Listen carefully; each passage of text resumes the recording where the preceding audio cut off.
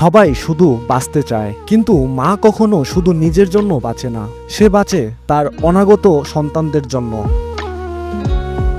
ডানা দুটো বড় নয়, শক্তিও তেমন বেশি নয়, তবুও সাহসের ঘাটতি নেই এই ছোট্ট মায়ের।